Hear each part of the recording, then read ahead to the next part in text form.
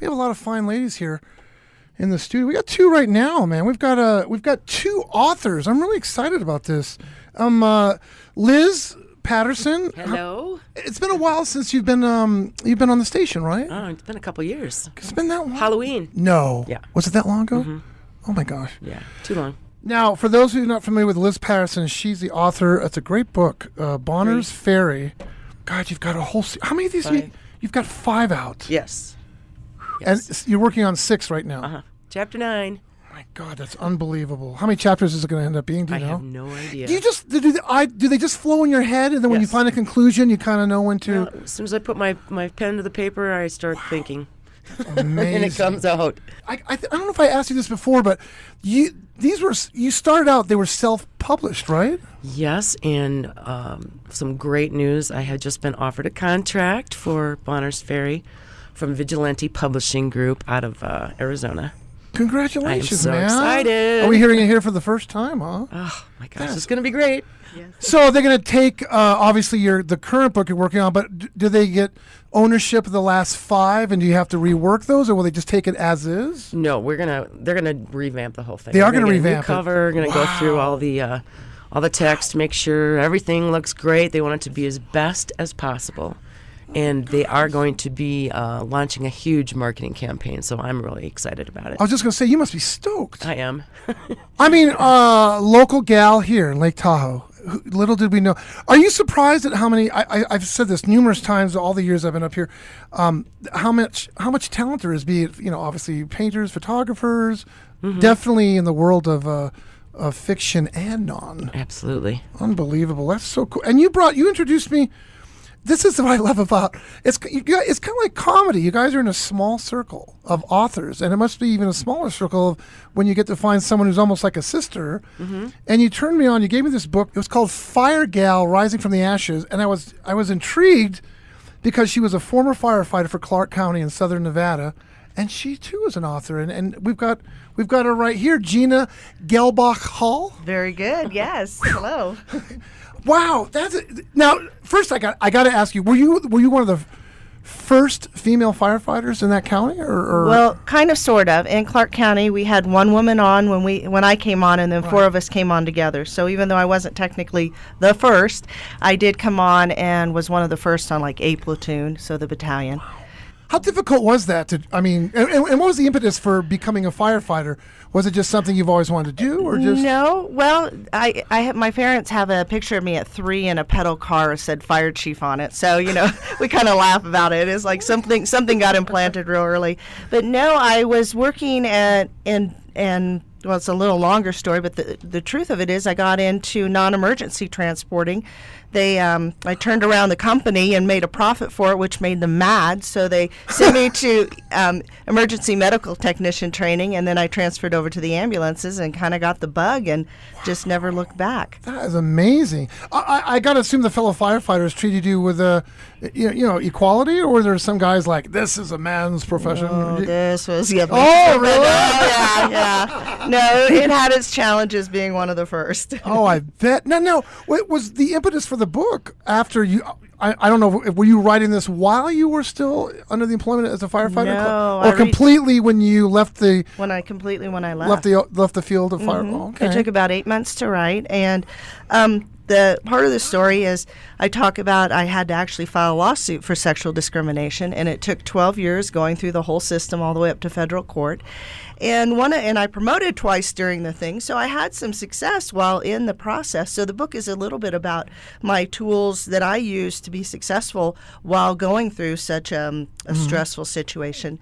And I ended up winning, and yeah, the story for me was really what I wish I had this book when I was going through it. So when I was writing it, I was like, what would I want to tell somebody that is going through any difficult time in their life? So this was not only just about the fire department, but it's about anybody going through difficult times.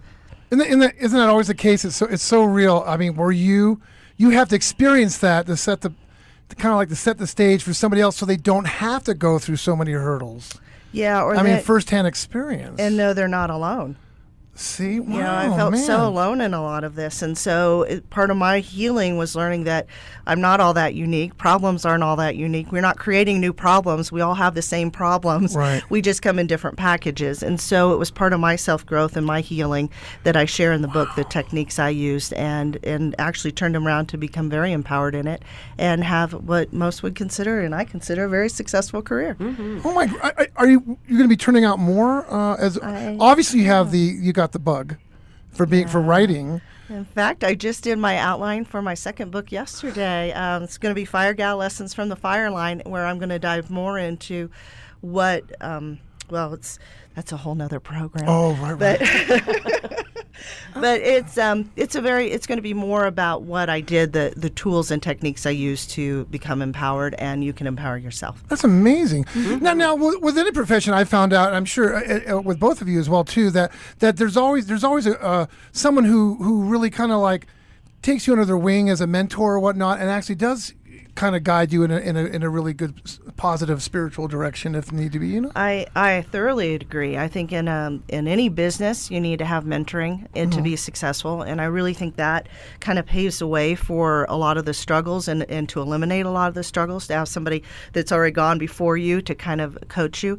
And then actually in my spiritual growth, I had tons of mentors that even today are good friends that really got me to look at life from a different perspective. And you know, like I like say, you can't do a size up of your life in front of a mirror. We would all done it. Right. You need to actually get out there and talk and explore and see other ideas and different things, and through that's where you get your personal growth. Now, what's your story as far as like is publishing? Is self-published, or did you find Self-published? Okay. Yeah, all self-published. I just never went the route of a publisher and did it all through Do yourself, CreateSpace. Yeah, real on your own. You know, I always laugh. Everybody thinks, you know, you write it and they'll buy it, and it's not the field of dreams. No, it's not. It's not the field of dreams. You write it, and then you got to really work at selling it. So it's so exciting that Liz has a publisher. Oh, I know. And I mean, Liz, it's funny because I remember when your husband David would drop a book off. How will you give this a read and whatnot? You know, and then he was amazed at what you were turning out. And rumor has it, in addition to the Bonner's Ferry, that you are going to be turning out like a romance novel. Maybe. Really? I hope Dave. Or maybe a serial killer type book. I was going to say, which one is David the inspiration for? He's my inspiration. Doesn't matter what I write. Now, you've been up here a long, long time, right? Up here at the lake. You've lived here forever, I've right? been here for about 10 years. Oh, only 10 years? I don't know why it seemed longer. Yeah. Uh-huh. And was it working in, I don't even know where you worked at. Was it at the casino? Mm-hmm. That's where I met David. That's where you met David, your Yes, husband? I didn't know yes, that. yeah. Wow. Oh, I need to mention, too, that we have a book signing, Gina and I, this weekend. Yes. Friday and Saturday. Where is this book signing? It's the Recreation Complex on Rufus Allen. Oh, my God, Allen yeah, Boulevard. right there on Rufus Allen Boulevard. Okay. Friday from 4 till 7:30. 7:30. And Saturday from 10 to 5. Oh, 2 different days. Yeah. So this Friday and Saturday at the Rec Center, Rufus Allen Boulevard. Oh, that's so cool. Now, let me ask both of you this, because I think I know the answer for Liz, just because I see you more frequently than this first time I've met Gina. But do you want to option this to be a screenplay that'll eventually turn into a movie? Absolutely. Is that the eventual goal? Yes. Because Yes. I could easily see where this would be directed by Chris Columbus. I mean, or Got any contacts? I have a lot of comic friends that are writing scripts too, trying to get them, the green light, so to speak. Wow, that would be really. So now I got to ask, if you're writing, are you writing with the idea of a movie in your head? You are. Yes. Oh my God. Yes. God, the questions just come right out of your mind into mine. This is so cool. Oh, we need to mention Joanne Connor. She's the host of the Home and Garden Show. She's the one that's hosting us this weekend. Oh, really? Yeah. Our city council member, Yes. Joanne. Okay, so is she listening in right now? I hope so. Yeah. Oh, I wish I would have known. I would have, because we're Facebook friends. That's cool. She put that on. Yeah. Will she be doing more of these, like authors, or whatnot? Well, we did one last year for the 4th of July parade. Right. Oh, that was a great parade. That was really Did cool. that. And then, she does different events throughout the year. I love just looking at the two of you. Vastly different mindsets as far as books go, but the avenues are endless. And I was thinking, when Gina, you were telling me about everything you'd gone through, you must be somewhat in demand, I would think, or if I were your agent, for like motivational speaking, because this you can plug into pretty much any professional career, and especially for empowering women. Yeah, I'm available. Please find me at firegalwisdom.com. Yeah, I've trained as a public keynote speaker. So Really? yes, I can go out and do speaking. I have done speaking and would love to do more. So again, firegalwisdom.com. Firegal Wisdom. And you have a Facebook page too? I do. You can go Firegal Rising from the Ashes. Just Okay. all run together on Facebook, and you can find me. And Liz, where can we find your BonnersFerry.com. Yeah, I know. I was at it, but I just love this. Yeah. Deb Gaither is also another author that's going to be with us. We all met together in Las Vegas a couple of years ago. At one of those book fairs And they she have. was one or- of the very first female cops in Las Vegas. Really? Yeah. She's got a very exciting story. So you must have crossed paths Gina with her, right? No, we never crossed You're paths. kidding. Yeah, No, isn't it but we have as authors, so we were trying to get some book signings lined up together, and we just haven't got our schedules. So I'm really excited. I'm seeing her this weekend. Well, you have both of you obviously have an open invitation to come back. But I don't know how often you're going to be up here again, Gina, from Southern Nevada. We just set a date.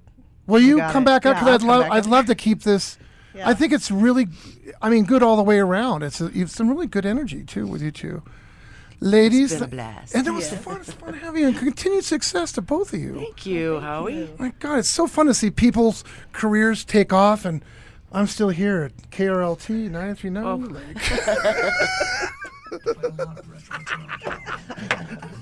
One thing. Just